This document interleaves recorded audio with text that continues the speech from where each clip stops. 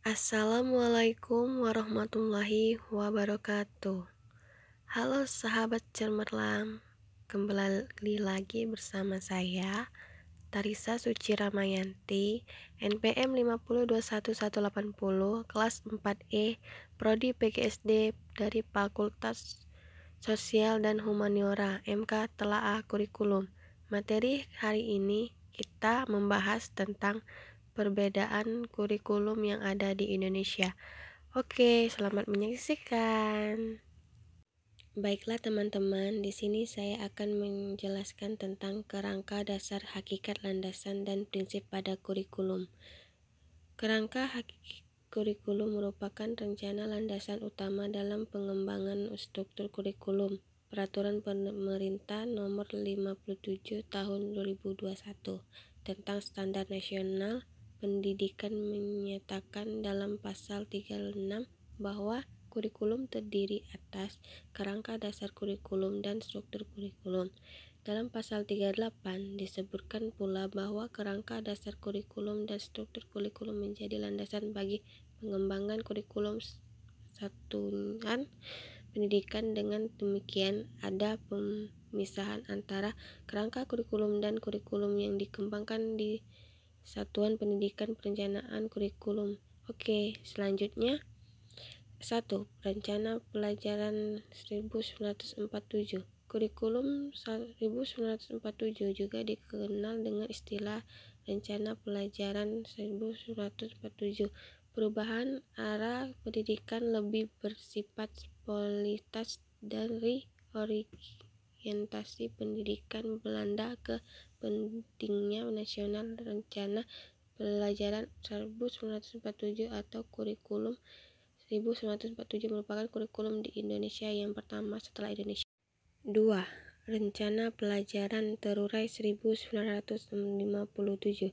Kurikulum ini menjadi penyempurna dari kurikulum sebelumnya dan diberi nama Rencana Pelajaran Terurai tahun 1952. Hal yang paling menonjol sekaligus menjadi ciri khas kurikulum ini adalah konsep tematik. 3. Rencana Pendidikan 1962. Isu yang dikembangkan pada kurikulum ini adalah konsep pelajaran seaktif, kreatif, dan produktif. Melalui konsep ini, pemerintah menerapkan hari Sabtu adalah hari kreada. Artinya, siswa diberi kebebasan untuk berlatih berbagai kegiatan sesuai dengan minat bakatnya. 4. Kurikulum 1968. Tujuannya lebih ditekankan untuk mempertinggi mental, moral, budi pekerti, dan keyakinan beragama. Ciri khusus yang menonjol dari kurikulum 1968 adalah kurikulum mata pelajaran berkorelasi dalam berbagai hal. Kurikulum 1975. Pemerintah kemudian menyempurnakan Karpa 1968 pada tahun 1975. Latar belakang kelahiran akibat sejumlah perubahan oleh pembangunan nasional, metode menteri, dan tujuan pengajaran diperinci dalam prosedur pengembangan sistem instruksional atau PPSI. 6. Kurikulum 1984. Kurikulum ini lahir karena kurikulum 1975 disebut tidak dapat mengajar kemajuan pesat masyarakat. Jadi khususnya kurikulum 1984 lebih mengendapkan kreatif siswa dalam belajar. Mengembang proses belajar inilah yang disebut dengan pendekatan cara belajar siswa aktif CBSA. 7. Kurikulum 1994. Pada tahun 1994 pemerintah memperbarui kurikulum sebagai upaya pemadu kurikulum sebelumnya, terutama kurikulum 1975 dan 1984. Beberapa perubahannya mulai dari perubahan sistem pembagian waktu belajar dari semester ke caturwulan.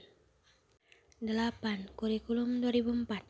Pada tahun 2004 melahirkan kurikulum berbasis kompetensi KBK sebagai pengganti kurikulum 1994. Kemudian dikembangkan juga kurikulum yang semula berbasis materi diubah menjadi berbasis kompetensi. 9. Kurikulum 2006. Kurikulum 2006 inilah yang biasa dikenal dengan kurikulum tingkatan satuan pendidikan KTSP dan diberlakukan sejak Undang-Undang Nomor 20 Tahun 2003 tentang Sistem Pendidikan Nasional yang kemudian diatur dalam Peraturan Pemerintah Nomor 10 Tahun 2003. 10. Kurikulum 2013. Kurikulum 2013 lebih menekankan pada pendidikan karakter. Implementasinya, pendidikan karakter diintegrasi dalam seluruh pembelajaran pada setiap bidang studi. Selain itu, kurikulum ini dipengaruhi oleh pembentukan sikap spiritual pada kompetensi inti 1 dan sikap sosial pada kompetensi inti 2. Kurikulum 2013 hingga saat ini masih berlaku dan diterapkan di sekolah-sekolah Indonesia. 11. Atau terakhir, kurikulum Merdeka Mandiri. Kurikulum Merdeka merupakan kurikulum dengan pembelajaran intrakurikuler yang beragam di mana konten akan lebih optimal agar peserta didik memiliki cukup waktu untuk mendalami konsep dari penguatan kompetensi. Baiklah teman-teman, sahabat cemerlang, demikianlah atas penjelasan materi yang saya jelaskan tadi. Semoga berfaedah. Mohon maaf apabila ada salah dalam pengucapannya. Dan saya akhiri, wabillahi taufiq wal hidayah. Wassalamualaikum warahmatullahi wabarakatuh. Sekian, terima kasih.